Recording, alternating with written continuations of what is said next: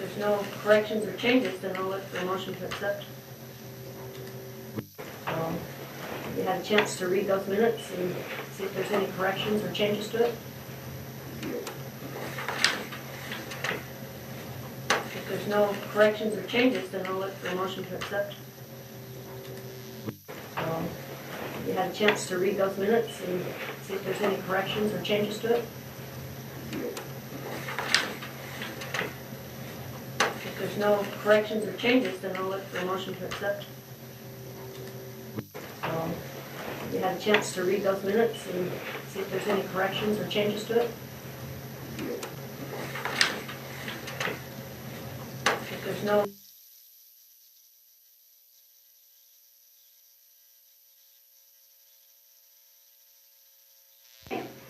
With that then, I'll open it up for nominations to replace our vice chair. We have 3 candidates available.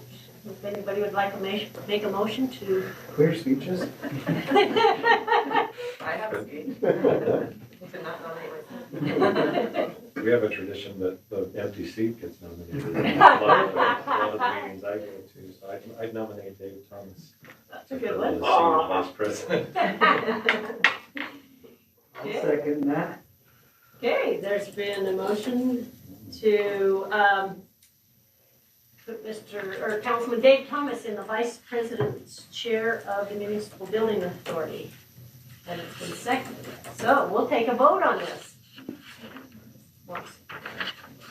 No, blocks, I'm sorry. So, all in favor, say aye. Aye. Oh, yeah. Okay, well, I don't even have to say if there's any opposed, is there? Thank you very much, you guys. So we'll have Dave Thomas then fulfill our vice chair position. Okay, that's all the business we have in our MBA, so I'll look for a motion to close that meeting. I move that we close the meeting for the MBA. Okay, thank you very much. Okay, we'll now move on. We gotta wait. Kim, do you have to click on a different? Okay, we'll give her a minute.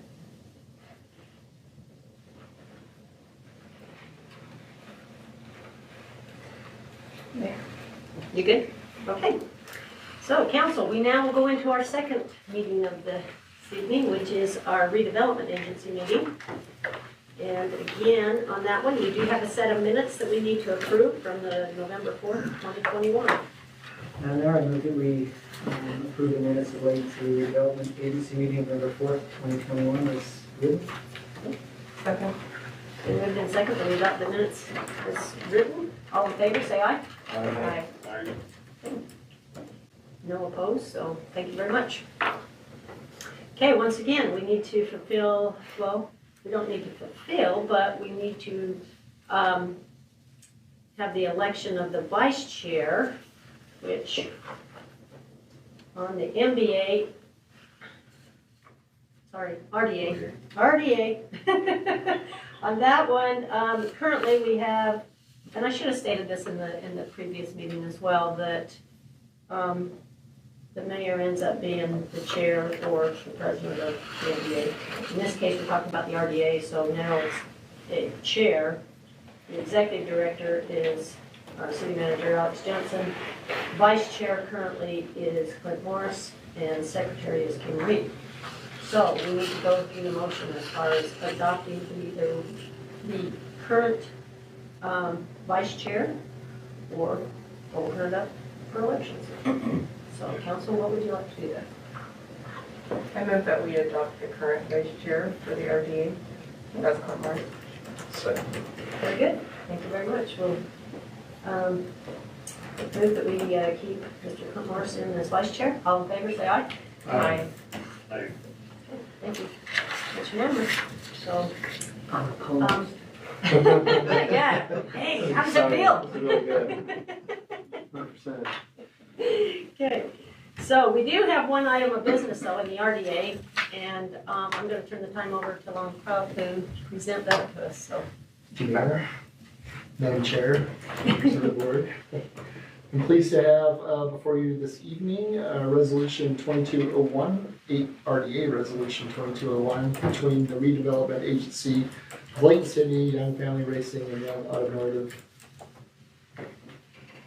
Mayor, can I interrupt just a second before you jump through this? Sure. Just acknowledge Spencer and his team that are here. Spencer, most of you know Spencer Young. And well, some of the newer, younger, Spencer's been a lot. He's been head of the Young Automotive Group, and his son, Spence Jr., and other sons are running the business a lot. I think that's accurate. Yes. Now, but just want to acknowledge Spencer. The Youngs have been a great corporate partner through the years and have made, as you well know, significant investments in the past, and they continue to make significant investments in the community. So it's really a privilege. I've seen you for several years, I think, Spencer. Yeah. It's nice to have you here. Thank you. I just want to acknowledge you and your team that you have here today, and very important business entity in the community, particularly in the core downtown, and whatever the Youngs take on, they do well. Yeah. That's one of the things we've appreciated is they upgrade, it's first class, it looks good, it functions good, and so just thank you, Spencer, and to your family and your team. So, sorry to interrupt you. Well, no, and before you jump in there, just so you guys know, the Youngs actually probably, you guys are 5 generational, right? 5 generational. Correct. As far as the amount of, as far as how strong they are or deep. So in other words, this dealership or their family has done business in the city for over 97 years, which I have to say runs a close second then to the Tanner family, to the Tanner Clinic. So, thank you. So long. Go ahead. Yes, thank you. So what I'd like to do is go over some highlights of the project, some obstacles that have occurred over the past year, structure of the agreement, and highlights of the agreement. It shouldn't take too long. So the Young Automotive Group proposes to construct a new 152,000 square foot headquarters building. 100,000 square feet of that will be for the wholesale parts section in the back of the building. The executive portion of that building up front will house the executive team. You can see the bullets there, the central office, their center of excellence in the Young, caring for our young group. Then in the rear, for the wholesale parts, they plan to centralize their operations here in Layton City. Spencer Sr. Told us last Friday that that's approximately $4 million a month in sales that will come to Layton City. This building will help facilitate future growth and investment in Layton and in northern Utah. Some of the obstacles that they encountered through this process, and again, we've been working with them for over a year on this. They were required to purchase a storm detention basin from the seller. That basin was about $750,000 in addition to what they plan to spend. They will have to maintain that in perpetuity as part of the Barlow retail subdivision that this property is a part of. The second obstacle was Home Depot.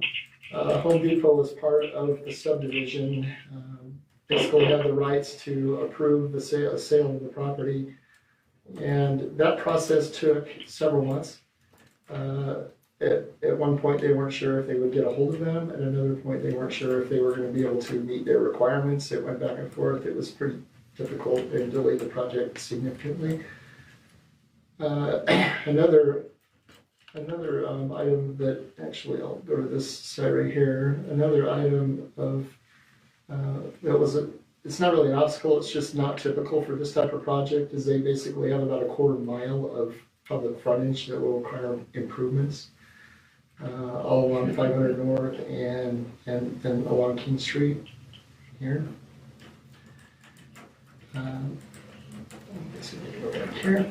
Another item that occurred during this delay is project costs for construction increased over 20% between June and November. This is, they're not the only one that tell us this. It's occurring across the board, and I'm sure nobody enjoys that.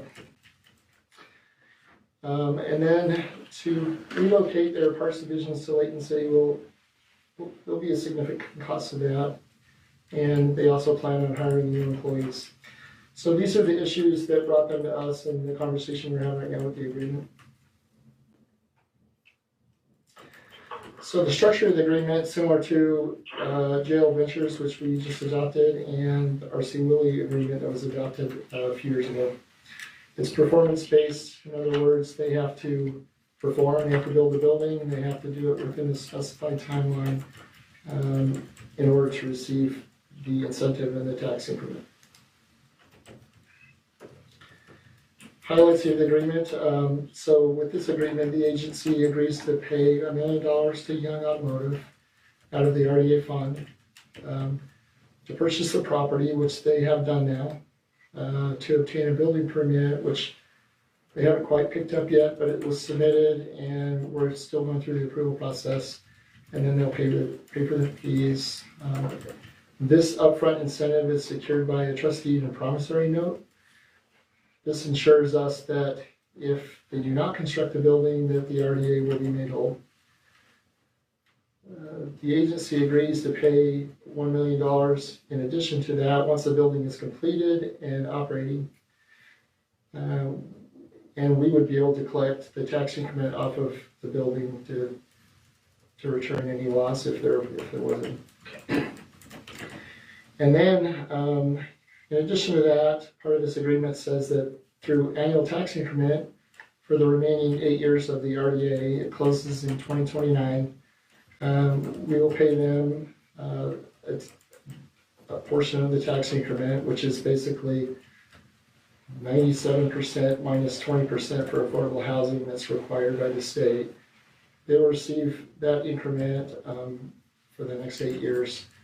And that's for the cost that's incurred that we know for hiring and training. They are planning on hiring an additional 50 employees for this operation, for this building, within 2 years after opening. So with that, the total project cost, the building itself and the land, or the building itself is about $24 million. Total project cost, including the land, is about a little over $30 million. And we're excited to see that building go up. I can speak for myself. The Youngs are here to answer any questions, and I'm here as well if there are any questions from the board. Council, do you have any questions on this? Maybe your additional point to emphasize what Lon was saying is on that third point, the increment that would be generated over time, that's that we're proposing that you just give back to the Youngs is the increment that they're generating.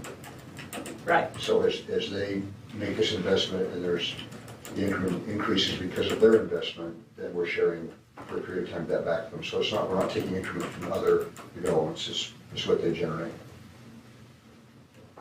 I just have one question.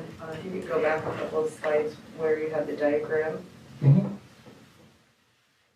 So I just was, it's not going to change the way I think about the project, but this additional yellow all around here and Home Depot, these other, what's not necessarily required for this, Young is responsible for paying for these improvements? No, the yellow dash line is the boundary of the RDA area, so that's the RDA plan area. So that goes down quite a bit down Main Street and across over where Winco is. The area, the land that they'll be responsible for is their frontage across the property in front of this blue that's along the road. So it would be this area right here. So the red lines are what you were referring to earlier. Thank you. That makes up the quarter mile. That's on here. So you say they were forced to buy the storm drain? Is that because it's an island, or, well, I don't know what your wording was, but. The seller required that as part of the sale of the property. Okay, so I assume because it's part of the Barlow subdivision that it services Home Depot and Dutch Brothers and the other. Correct. So is there, do they pay into the service, or that's a utility basically? It's private, and so I'm sure that there's an agreement. I'm not privy to that agreement, but I would imagine that each of these property owners have some portion of whatever's required to maintain that. To maintain, okay. Okay, I'm gonna ask a touchy question. And that is, we know that, only because I live that area, I mean, I see it all the time, and I know it was brought up before by a former council member, but knowing that that becomes a cut-through area for the folks there in the trailer park, how is that gonna be dealt with? I mean, is that gonna be a different type of fencing that's gonna go in to, I guess, make it to where they can't hop the fence or cut through the fence, or are you gonna, willing to put in some type of maybe So pathway for them? part of our agreement when we bought the property is we were gonna re-fence that back line, that south against the trailer park. Right, yeah. That's what I'm So, talking yeah, we're supposed to put in, I think it's an 8-foot cement or what do you call it? Like a concrete fence. Okay, across sound it. barrier type, Yep, yep, alrighty. That doesn't mean they can't jump over it. yeah. No, they'll get creative, but Yeah. the shopping carts won't go through though. Yeah, we will be putting up a fence on that south side of the property Okay, as part of our agreement. alright, that's fair. The city's also on that same point, working with the railroad, as you know, on that crossing of the railroad tracks right there isn't completely finished. One side is, Right, the other side is not, and so we're actively working with, not just because of this project, but the dovetails as well, just to make sure there's a safe crossing, so pedestrians coming from the south or from the park are trying to get to the services that are in that area will be able to cross on both sides. yeah, cause that east side with that development going in, they're putting in the sidewalk as well, right? Yes, it's partnering with Ryan, the electric there, and they dedicated ground for that right away, and we're putting in some of the improvements offsite to clean that whole corridor up and make sure it's a safe pedestrian way. No, this is exciting, I'm glad to see it developed and it'll be great. And when you look at the amount of cells there, why not? So, thank you, It thank you seems so like much. the property taxes, I looked at that, was like $120 a year, because it was an agricultural Ag. land. Yeah, I thought, wow. that's probably why they had you buy the detention basins, pay back taxes. Okay, any other questions, you guys? Not to speak for former Councilman Fitzpatrick, because I can't do that, but I think, Alex, what you spoke to was more of what her concern was, that the folks from the trailer park getting to Walmart and the other places safely, so having some type of safe passage for them. I know the cement will be safe, but it will also still require them to go around Yeah, in it's a long different ways around ways for 'em. than they're used to currently. So I think that was kind of the spirit of what her question was Oh, I'm sorry. previously. Because we know that they use, they cut through to kind of get to other areas. Okay. I have a couple of questions. Gary, what's the feasibility of these types of projects moving forward? How does this relate to the governor's desire to keep municipalities from utilizing these types of investment opportunities for private companies using taxpayer funds? That's a really good question. So, as you might be aware, there's legislation this year promoted by the governor and also the House leadership for different reasons. House leadership is more because of a theory that we ought to be spending more on residential, and the governor insisting that commercial comes in anyway. But long and the short of it is, we've been negotiating, we being the authority, not me, but we've been negotiating. Right now, you remember originally the bill had car dealerships in it, along with retail, commercial, that they were not willing to pay for. That's gone, that's out of the bill. So even if the bill moved forward, and this did not come in before the bill was actually passed and became effective, that would not apply to this particular situation. The other reason it wouldn't apply is because what we're paying for is improvements, a lot of public improvements, as well as storm drain and the other types of improvements that are required to put a building in, but aren't really the building itself. But the thrust of the legislative idea is that they didn't really care if there were infrastructure improvements. They didn't want you getting money So to that, business. that is now in there. That is an exemption. But beyond that, if this agreement is passed before that bill Yeah. becomes effective, it's not retroactive, so. No, yeah, I wasn't assuming, I was just thinking the long term of these types of situations.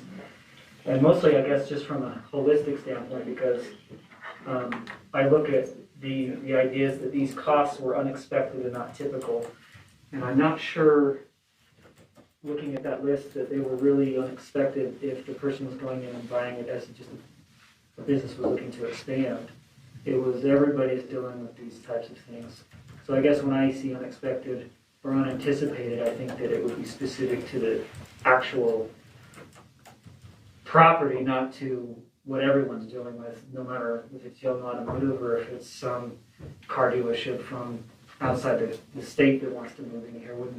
I guess I'm just trying to figure out exactly what was unexpected in the list that was given. Other than, because the detention basin was known as a condition of the sale, right? So that's not unanticipated. I think I would use a different word rather than unexpected. I would use the word atypical. I think that type of an improvement would not be typical of a commercial development. A requirement to buy a storm basin that's serving a number of properties, right? So handling your own storms, yeah, that's something you'd expect. But an atypical requirement would be to have a requirement to buy a storm basin that's serving a larger area. So I would use that word rather than unexpected. I think these are atypical costs. Frontage improvements, certainly everyone's going to have frontage improvements. This is kind of an atypical frontage, though. It's big. It's a corner lot. If you're an interior lot, you're going to have less frontage required. So that's where I kind of would just use that word instead. The governor's aim is at big box. Clearly, it's big box stores, big box commercial, where a jurisdiction would promote the moving of Costco from Farmington to Layton, that type of thing. So that's what he was trying to prevent. And so this is pretty consistent with what we've done in the past with developments. How was the RC Willie? You had RC Willie. We weren't privy to that one. What was that? Kind of the details of that. So the majority of what we paid for was the frontage road. That frontage road that is essentially a critical part of our infrastructure. And that's one of the points we made to the governor is that, you know what, when these commercial businesses come in, they put in infrastructure that is critical for the city. And a lot of times it supports residential. And this will, putting sidewalk up that frontage road is definitely going to help, if we can work our way through there to transport people by foot up towards those stores. So that's the intent, that the governor is just concerned that these big box stores sometimes work competing. As to which jurisdiction should have that and where the tax dollars go. They had a lot of private infrastructure as well that's being paid for. RC Willie? Yeah. Yeah, and RC Willie as well was performance-based. So I think that's one of the similarities when we staff recommend these kind of projects is post-performance based. That's what RC Willie, they had to, won't state all of it, but they had to close some other facilities, consolidate some operations. They needed to hire employees, certain number of employee count. And so that's another way that was similar. One thing about this piece, but when the RDA was put in place years and years ago, I would have wagered a lot of money, if I was in that business, that site would have developed very quickly. I mean, it's sitting between Home Depot and Walmart, two at the time juggernauts. And yet there's been many people, many retail type users, straight retail, not just commercial, but straight retail, that have looked at that site, but because of some of the things Ron talked about, the proximity and the visibility, the proximity away from Main Street and the inability for people to see signage and so forth, nobody's touched it. So that thing is set for years, far longer than anybody would have ever predicted. And we've come to the conclusion as staff that retail is not going to go on that. There are multiple big boxes that have the opportunity to go on that. And so when Spencer the Youngs came and expressed an interest as a consolidation of what they've got around it and the investment they made, to us, it made perfect sense. And to not only get the consolidation of the warehousing operations, this is kind of a similar opportunity that we had with Keelmac. If you remember, some of you remember with Keelmac, but it's up in the industrial park east of the base. They had places scattered around Davis County, and we were able to consolidate those. So that's a big win for Layton. But then on top of that, at least from my perspective, to have them build their corporate headquarters, I mean, we don't think they're young and going anyplace, and because they've been here so long and so well established, but to have them make that kind of a statement and investment in Layton, that this is where we're from, and I shouldn't be presumptuous, but this is who we are, this is where we started, this is where we want to be. We felt like it was a much better use than if it would have been a strict retail operation, more of a statement, and lifts the area. So those are just some additional factors as the staff looked at it, recognizing what the state was talking about, but felt like it was worth it. And Well, I want to utilize all the tools that we have.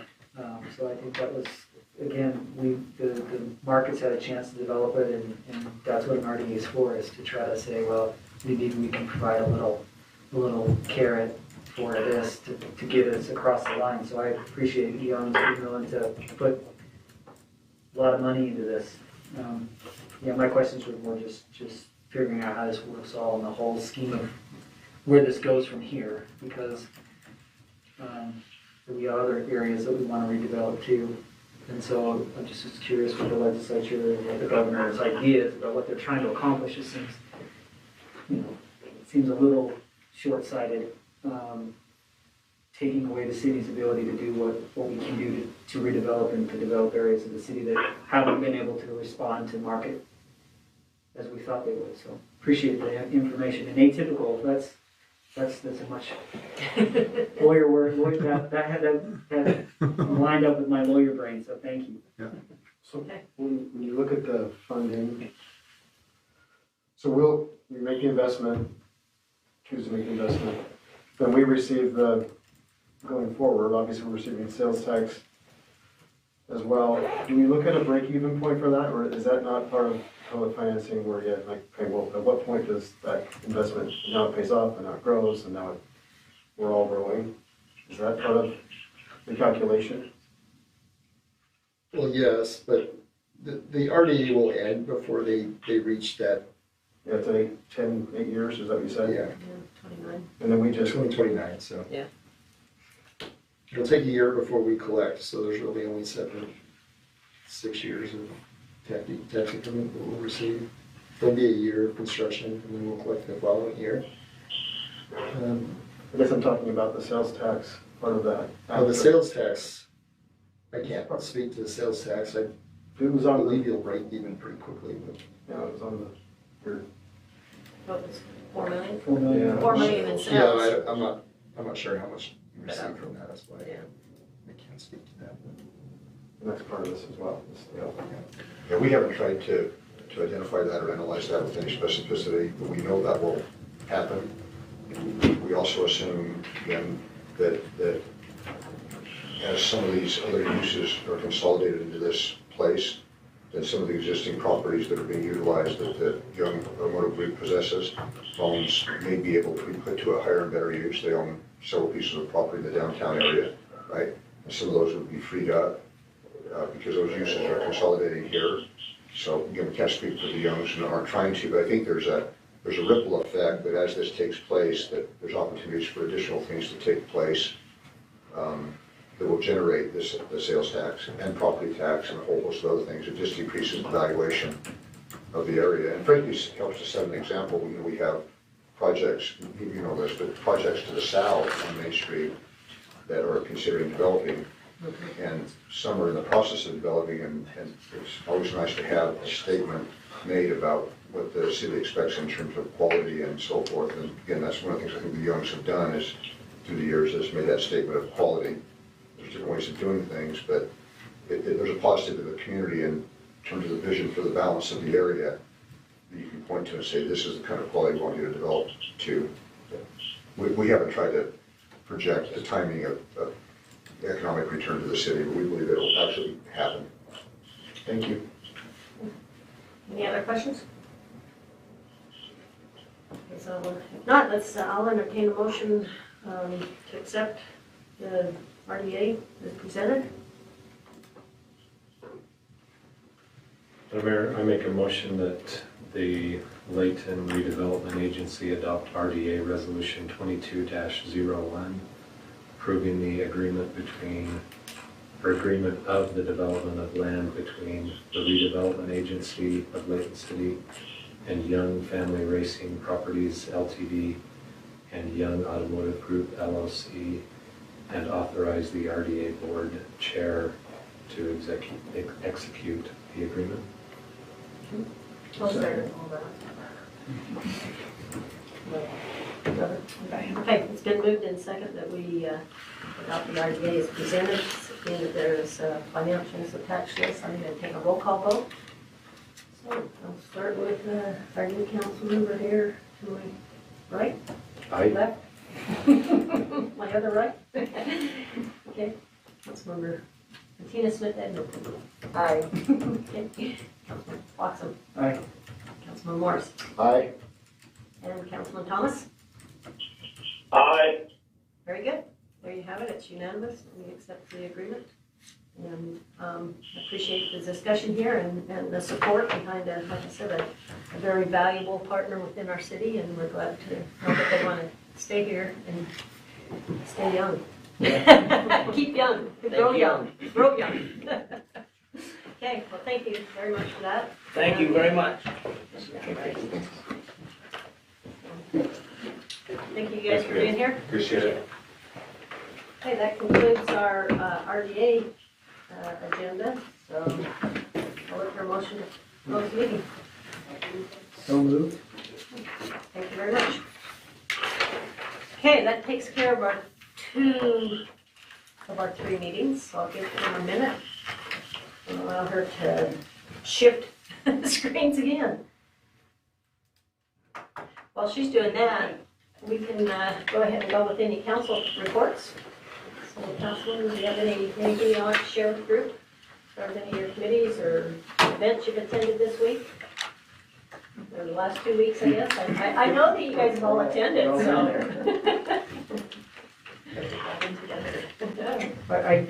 Before we go, maybe I had a ex parte discussion with a citizen, Gary, so. Oh, good. There you go. So I just. Lawyer terms again? Yeah, so. Yeah. It was an excellent. way to Ex say that parte, word. is that like a parte? Hey, yeah, I'm just following Gary's training from last time, right? But it was a resident who was curious about the accident up on 89 with the windshield breaking and the snow from the Oh, yeah, the overpass line. overpass. And so I just told her that I would discuss that with the council, and I know the city was probably onto it, but is there anything that we could share with her as to kind of the discussions with UDOT about things of that nature? I know claim has been filed Okay. with UDOT. Usually that takes a while to process, and then there's a committee that will actually consider it and then determine what the payment ought to be or whether there ought to be a payment. And so we'll follow that if you'd like and give you an update on it. That's fine. Yeah, I mean, she had seen it on the news report. Steve Sure. was on the news and explaining that it was a UDOT situation, and so I was just told that I'd follow up with the city to make sure that I'll make a there note. was We'll additional information about give you an that. update. Usually they take a little longer than we do in processing claims, Shocking. probably like that. We will get you information on that. That's all right, Anyone else wish to share? If not, I've got to say thank you very much. Thank you, everyone, for attending the legislature day yesterday at the Capitol and spending as much time as we did with the youth. They got very much a lot out of it. They certainly enjoyed it. I mean, the kids were pretty ecstatic from what their advisor reported back to me yesterday afternoon. We were just saying, thank you so much, and wanted to express thanks to the city for allowing them to go up and tour around there. Like I said, our legislators were here. They did a good job of showing them around and spending time with them. I thought it was great. Even at the lunch, they came and sat at our tables, which was awesome. So the kids really enjoyed it. So again, thank you for for your support with the youth council, and I know that everyone's received an assignment or been assigned to you, so that we are mentoring. I think it's fun. Singing for the kids. Okay, I do have one quick announcement. There is a Cte Assessment Workshop tomorrow morning from 9 to 11, I believe. If you guys don't have it, I can forward it to you. If you can attend, you are welcome to. They'll have it on Zoom.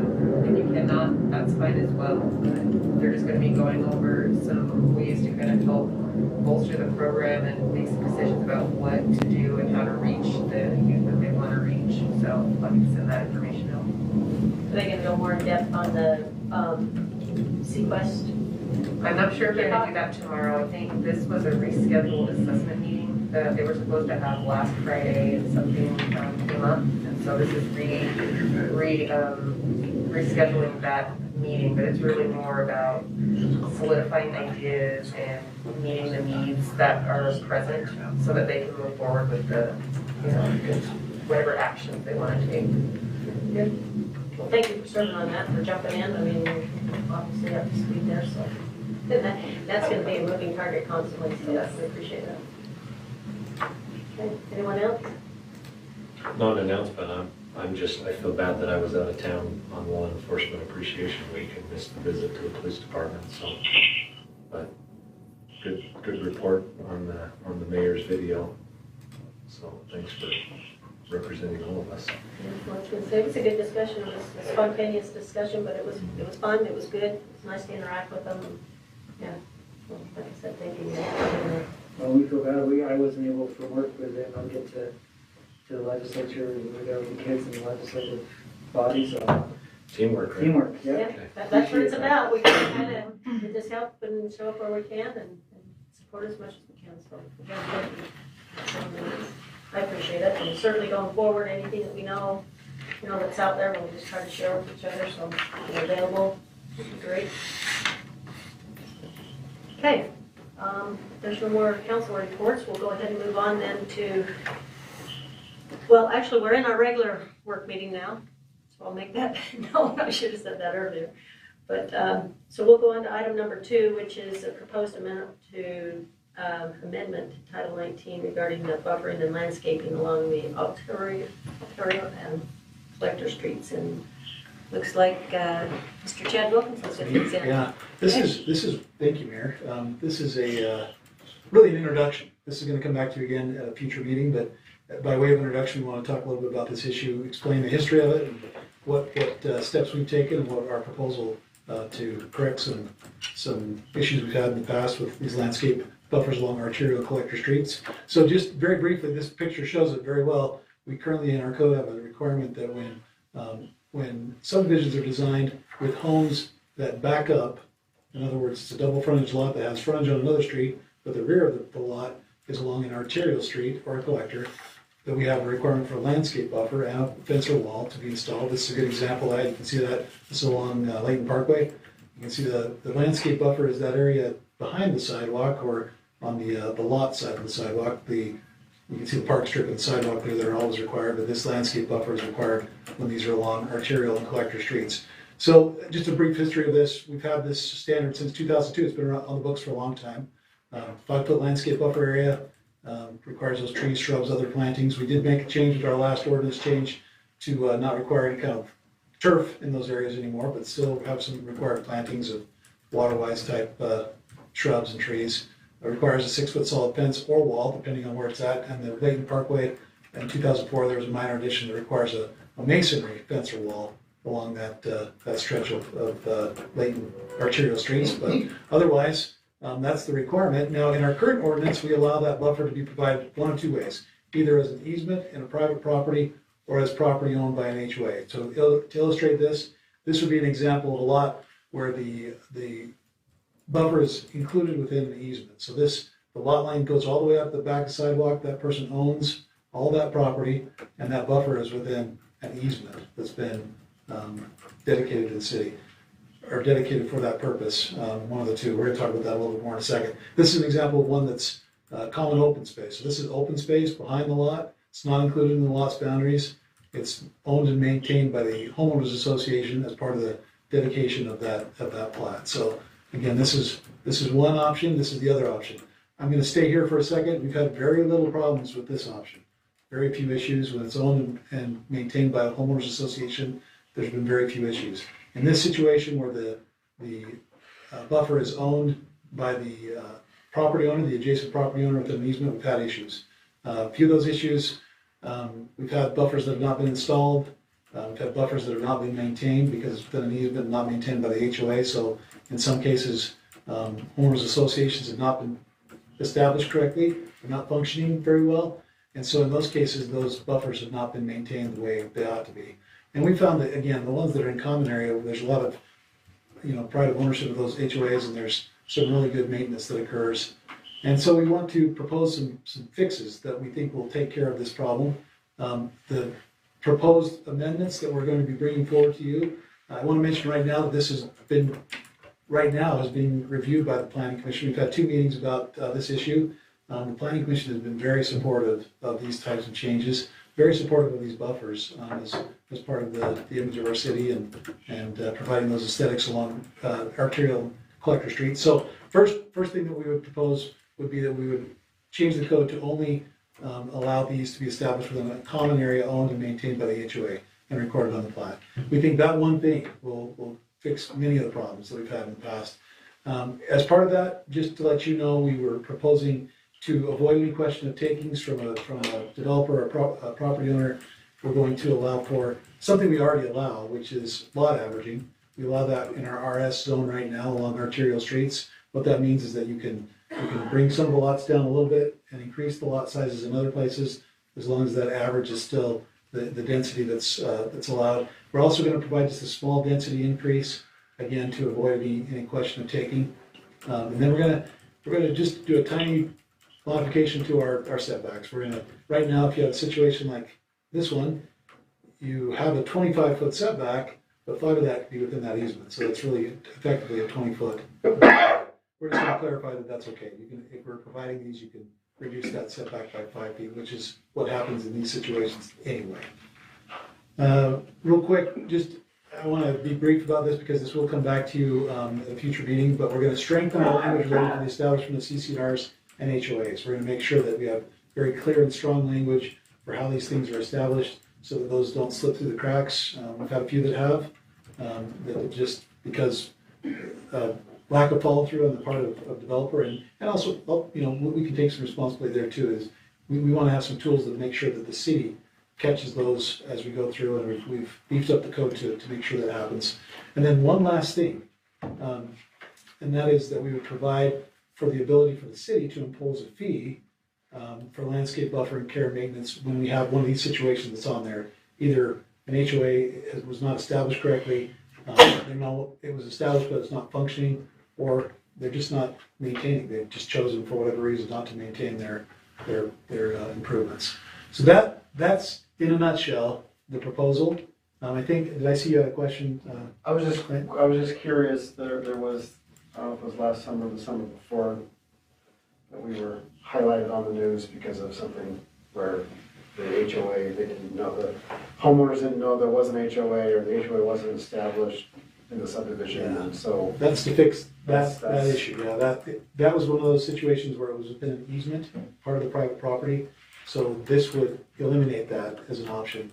And one of the concerns when this was originally adopted, again, was that you wanted to avoid that taking question.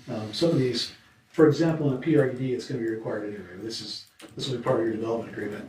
But for some of these that are just standard subdivisions, there's a concern about avoiding that takings issue. That's why we've included some of these provisions that give a little bit of a density bonus, give a little bit of a break on the setback, so that we know that there's a trade-off for us. Because we do think that this is as we talked with the Planning Commission, this is something that's important to the Planning Commission, and we think is something that was acknowledged back in 2002 when this was adopted, that this is a way to make sure we have a good aesthetic for the city as we drive through this. Last summer there was a couple of families there that didn't know me, and so they were, I don't think we had chatter. So anyway, you go down Layton Parkway and there'd be a house, but the weeds are like this tall on Layton Parkway, and they're like I'm not gonna take care of those, well, you're kind of supposed to. But they don't, maybe they don't understand, or it's that they have part of they have that part, it's part of the lot. And just decided, no, that's not mine, someone else take care of it. So you kind of have part of it that looks beautiful and pristine, and then a house where you got the weeds on the, Yeah, exactly. so that's what you're talking about there, where that we can. When we found that when they're in the common area, there's no question. They Right. realize that that's to be maintained by the HOA and it gets maintained. Very few problems with those. So Chad, what do we do about the woods then? Similar to Councilman Morrison's point is, when you showed that picture of the entire development that wasn't acted on, how can we solve that problem? That's this last tool right here. So we'll have the ability to impose a fee if they, Well, that's going forward. we can even do that now. Even now? Because we have, the requirement's already in the books. This is adopted. This is a standard that's adopted. So this is not a new requirement. We're not changing that. That's on the books right now. This is just giving a tool for us to go in and I guess force the issue with some of these folks that are not willing to establish an HOA or whatever the case may be. So this is something that we can adopt for all those situations. So one of the things that's happening in the cases that exist currently is that they're usually in other phases of the subdivision, an HOA has been established, and even where the HOAs with the earlier phases are welcoming in the people in the phase where it wasn't established properly, some of those people are saying, yes, we'll just join yours and expand the reach of the HOA. And then we have other residents who are saying, no, I can take the benefit but not pay anything, right? I'll just rely on my neighbors to do that. And so the fee, we hope, is that we don't have to impose it, frankly, is that we don't allow, it levels the playing field, and it puts a situation, if I take that position, I know it's my obligation, I was committed to it, but I'm something I know it's at the HOA, then the city can essentially say to them, well, as part of the condition of the subdivision approval, the developer got was the maintenance of this property, that obligation is trickled down to you when you purchase the lot and sign up on the CC&Rs. And so you really have two choices, not three. The two choices are you can join the existing HOA and fold into them, or the city can charge you a fee separately. And our anticipation is that if people think about that, they'll realize the economies of scale in joining the HOA. But that's what's playing out internally, and all the sides are coming to the city saying, solve this, make them get in, or make us not get in, kind of a thing. And so we can't be the referee on that. We're saying the obligations existed for a long, long time, and we can strengthen this to help those relations come together. Does that make sense? So even to reach back on those, and there are not very many of them, but they're very pronounced, and there have been years, Gary's spent years trying to navigate these situations, and people of themselves who just won't come together on this. And so we felt like that this was a point that we wanted to raise. We think it'll heal these, bring them together now when they realize the choices, and then going forward it'll prevent this kind of thing from happening again. So the fee to the city is basically, you're not doing what you need to do, this is a fee because you need to do that, and then they're still responsible for taking care of it. If we were to charge the fee, then we would be maintaining that. Okay, Yeah. So the city would maintain. So they're either Well- paying the city, or they're paying into the homeowners association. Yeah, the city's not going to maintain it ourselves. We would With hire our crews, we would hire it out, right? You may hire the same contractor that's doing the other phases, the HOA, or facilitate, but yeah, city crews will not, David and his people won't be out maintaining these little pieces here and little pieces there. So to establish the fee, we would contact some contractor and say, what would it cost to do this? We'd calculate the number of lots that are involved in the subdivision. There'd be some type of administrative fee involved there. So we're hoping that when people see that that's the step, that they'll just say, well, it's much easier for us to join that existing HOA and participate. So the fee for an HOA is typically cover a lot more things than this. So would it be that the fee, I guess the fee from the city has to be not just the cost, I guess, for us to do it, but to get them to get into the HOA, because we don't want to just create a system where it's actually cheaper for the homeowner to just pay the city because it's $100 and whatever instead of $220 to join the HOA, and they'll mow your lawn too or whatever, you know. I'm just saying. Yeah, you're right. There'd be other issues. I think where we've seen those that the HOAs where this is most applicable are the ones that don't have those other things that they're paying for. So some of them that, that issue that you brought up, actually the HOA is established, and that's not a part of that particular issue. That has more to do with the fact that it's in a private property rather than in an easement. But in that case, there's already an HOA established, they're collecting fees for that HOA. And so it is mostly the ones that just have this buffer to maintain that we have the issues on. The fee has to be big enough to push into the HOA. In some cases, it will be. And not very just big, be yeah. another Yeah. revenue source for the city, because we don't want to have, I mean, that's not the point of the ordinance. It doesn't sound like it will be, because you'll be contracting out, so whatever that contractor would charge, you're basically passing that on to. Yeah, and I'm just saying, you gotta go higher than that, because you don't want to just be, them not having any skin in the game again, so. The city can charge an administrative fee for it on top of it.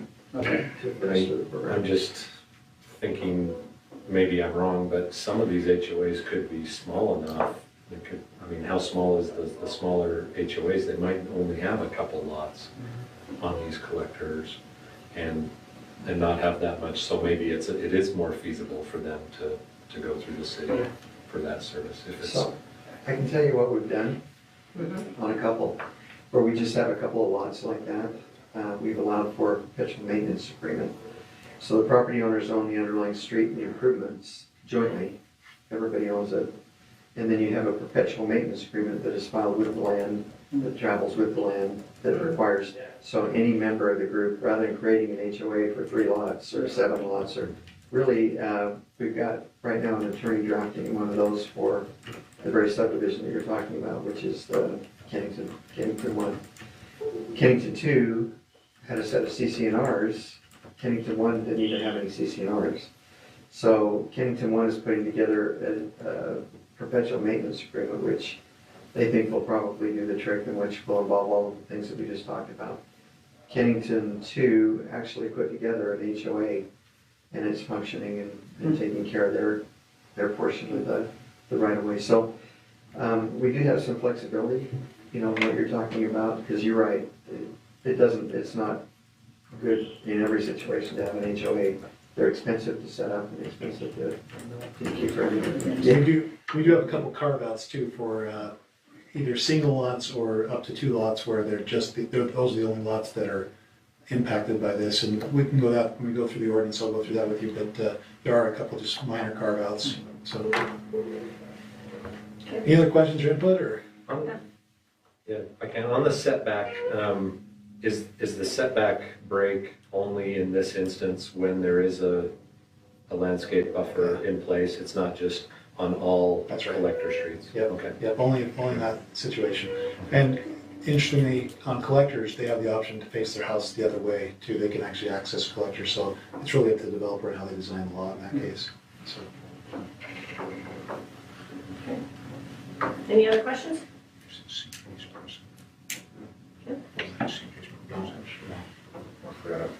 What's that? Well, I was just asking Go ahead. him on the next item, if you're moving. Yeah, because so, just to recap, this will now go back to the planning commission, they'll approve it, and then kick it back up to us, and then we'll approve it. Right? That's right. That's the process. Yep. Okay, sounds good. All right, we'll go on to item number 3, which, Chad, are you still going to present that one? Or? I was just gonna recommend there, if it's okay, to consider deferring that and moving into the closer meeting in the interest of time. And then this item, item C is not pressing. That's an item that we can easily handle at a future meeting. Okay. It's that CPACE Yeah, energy savings. I'm good with that. There's a time to go to the closed door and discuss those items. Okay. Well, that being the case, then we'll move on to item number 4, which would be closed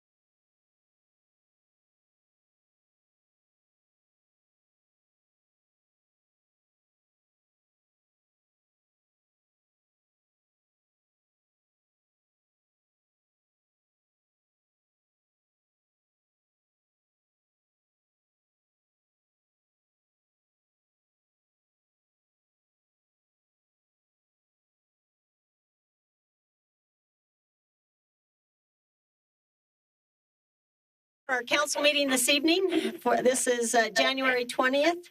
Our start time is 7:03. We apologize for a slight delay here, but we were in an extensive meeting in the other room, which we will go back into. So again, I appreciate your patience. And as customary, we do our prayer and pledge. And tonight, normally it would be Councilmember Thomas, but he is online with us. However, knowing that he's not here, I will do the pledge first, which will be by Councilmember Tyson Roberts, and then I'll go ahead and say the prayer once he's finished. So with that. Please stand and join me in the pledge. I pledge allegiance to the flag of the United States of America and to the republic for which it stands, one nation under God, indivisible, with liberty and justice for all.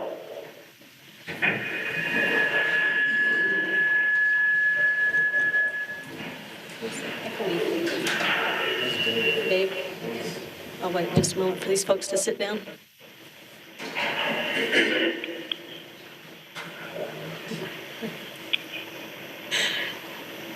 Our Father in heaven, we're grateful that we're able to gather here this evening as your governing body of this great city of Layton. We're very honored and pleased to be able to represent our citizens and ask thee to please bless us this night in assuring that we take all the appropriate actions that are necessary in order to assure the safety and well-being of our citizens. We're very honored to be able to recognize our staff members who have dedicated their life and time here to the city this evening, and we're grateful for their efforts. And we ask that a special blessing be upon our city, that all of those who are our first responders are protected in all of their actions as well, and that this city will continue to receive thy protective hand at all times. Again, we're grateful for those that are able to be here this evening and their families. And we ask these things humbly in thy name, Jesus Christ. Amen. Amen. So, welcome everyone to tonight's city council meeting. We do have a set of minutes that we're going to need to approve. So with that, council, I'll entertain a motion, or if you have any corrections, to please make it known. Madam Mayor, I move that we accept the minutes of Layton City Council Strategic Planning Work Meeting, July 20th, 2021, as written. Okay, is there a second? Second. Okay, it's been moved in second that we adopt the minutes from our strategic planning meeting of July 20th, 2021. All in favor, say aye. Aye. Any opposed? Okay, thank you, that's unanimous. We'll go on to item number 2, which is our municipal announcements. Council, does anyone have anything they'd like to share? I'll make one quick announcement then. Our museum right here to the south of the campus, they have a great new display there right now. Actually, it's been up for a couple of weeks, but it's on the railroads. And you know it's a great display when you get a citizen that calls and says, hey, the museum's got an awesome display on the railroads. I'm very impressed, and this is from a railroad enthusiast. So my hat's off to Annie Baumer, who's our curator, and the museum board and all those who have helped us in that area. So if you get a chance, I'd recommend that you go see it. And I also know that they have a driving tour of all the different William Allen designed homes in the city as well. So anyway, that's about the only announcement I have as well at this time. Okay, knowing that that concludes our municipal announcements, we are now going to go on to the single and best item of the evening. And with that, we do have some presentations for Years of Service Award, and I'll turn the time over to our city manager, Mr. Alex Jensen.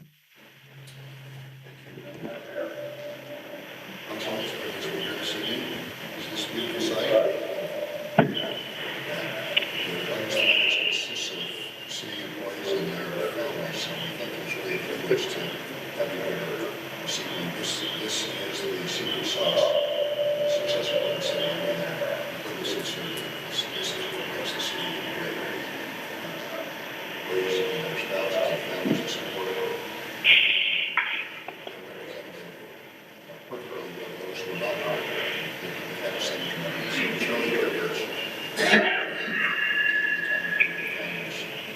see the benefit of the public last year. We had a little over this year. We had 5 documents to the employees. And if the employees were to stay for less than 20 years, then we staff values recognize that those that do some fun better. If an employee is chosen to stay with the city for 20 years, feedback. Yeah. That's been joined by film, so. Then we asked them to come up with that last to the city council and recognize it publicly, and that's what we're going to see. There were several. 20 years with the city. Can you hear me okay? It's light, it's faint, so maybe speak up or more direct into the mic, maybe.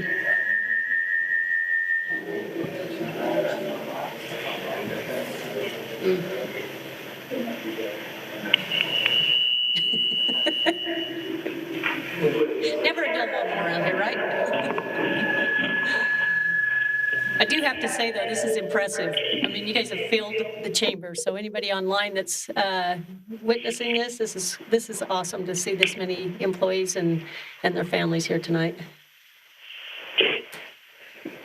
Do you want to use my mic? I think mine's working okay, right?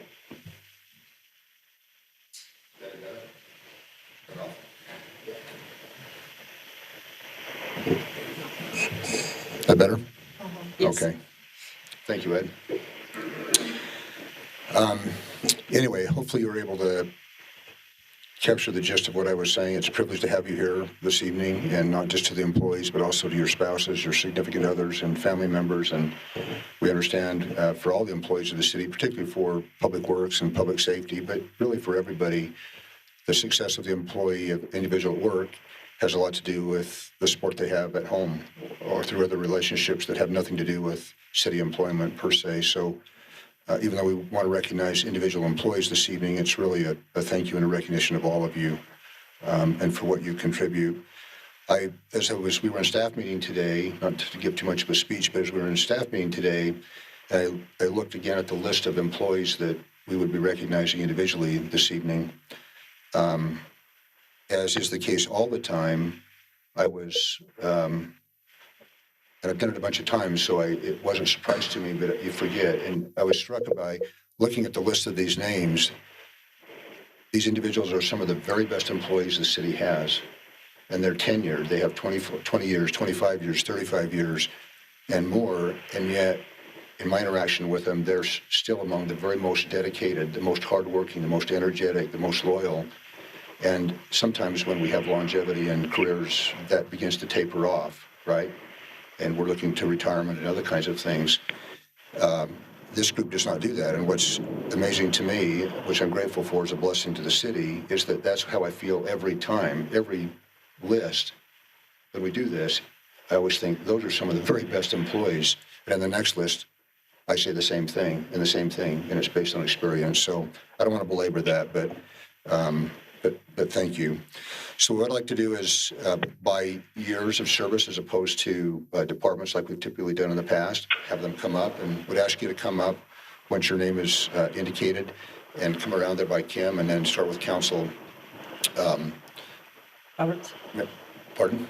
Roberts? Yes, I was going to call him Tyson, but Council Member Roberts, and we'll just come around and let them congratulate and shake your hands if that's okay. So the first at 20 years of service is Miss Judy Bell. I don't believe Judy's able to be here this evening. Judy works in community and economic development and works with processing permits, building permits, and dealing with the public there. So we'll make sure this gets to Chad, and he can present that to her. Next is Mr. Bob Astle. Bob's been with the city for 20 years.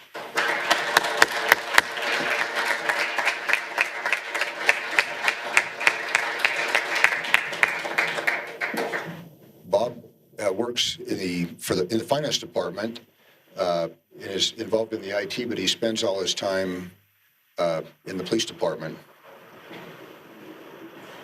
And Bob does an excellent job of helping to manage the technology in the department, keep it running and functioning, and of course that's critical infrastructure. So thank you, Bob.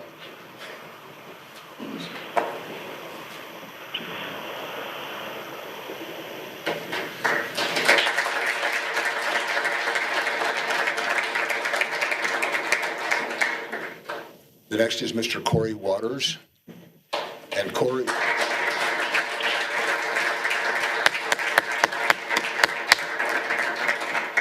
Corey's also been with the city for 20 years and is responsible for maintaining all the facilities in the city. So this building, fire stations, surf and swim, etc., the maintenance and care of and operation of that, of all the systems, is under the direction of Corey. He does an outstanding job.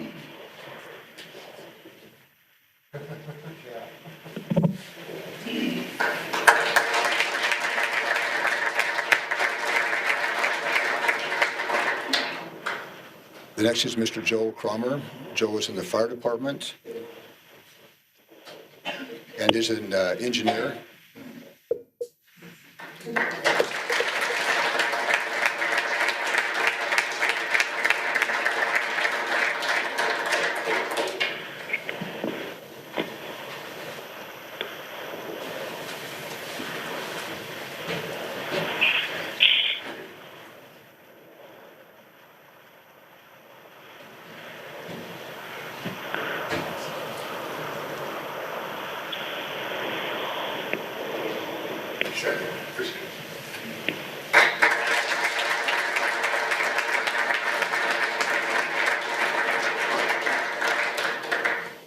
And finally, the last of 20 years is Miss Shannon Hansen. And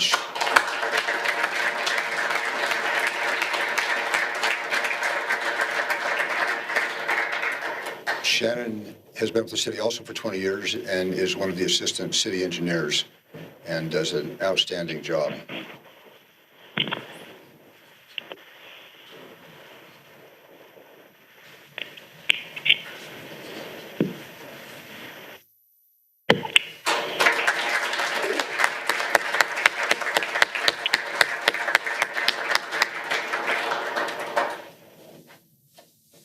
For 25 years, we have 4 employees. I'd like to recognize the first is Mr. Mark Hoyt. Mark is a captain in the fire department.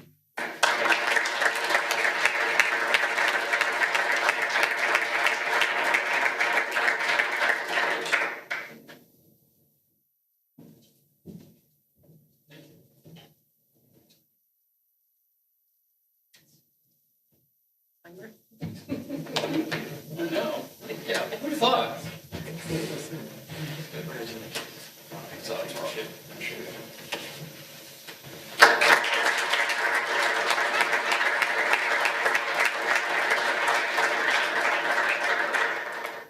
The next is Mr. Mark Chatlin. Mark is the assistant chief of police for the city.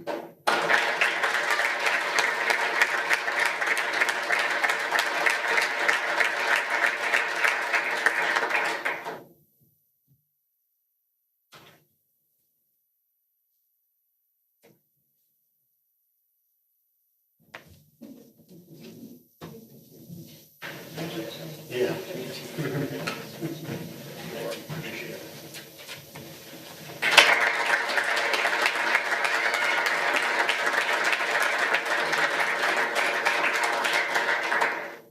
Next, and also at 25 years in the police department, is Mr. Travis Lyman. Travis is lieutenant.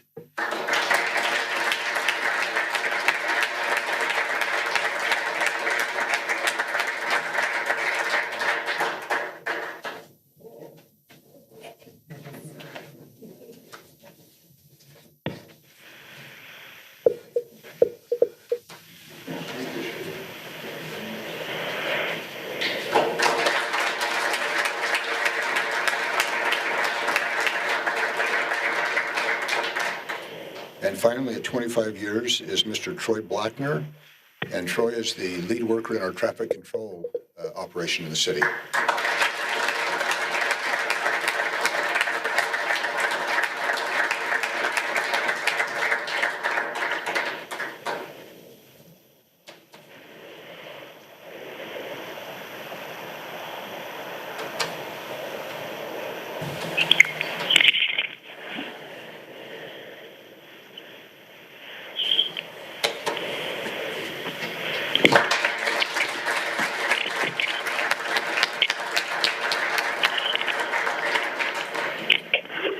At 30 years, we have two employees we'd like to recognize. The first is Mr. Merrill Overson. Merrill's our accounting manager, the city.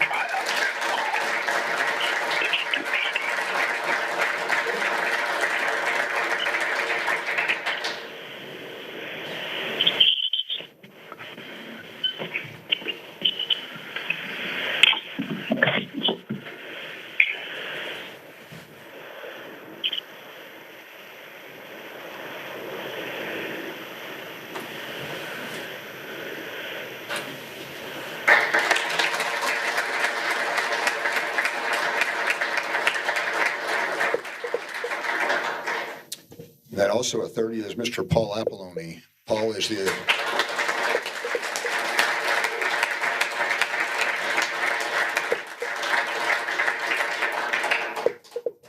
Assistant Public Works Director for the city. Does a great job.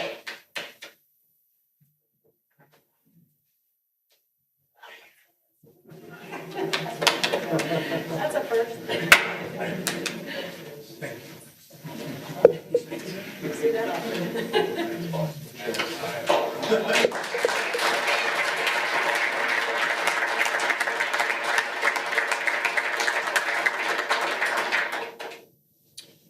And then lastly, at 35 years is Mr. Lonnie Smith. And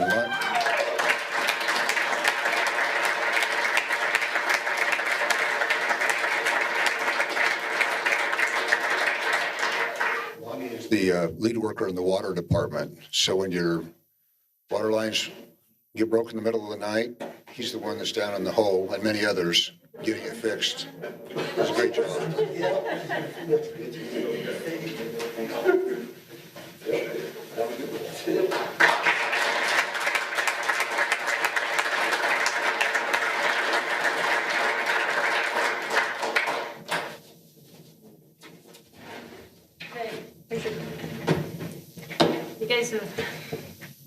You got your sanitizer in your drawer there for you. But anyway, congratulations. We really do appreciate all of the dedication to each one of these employees that's been recognized here tonight.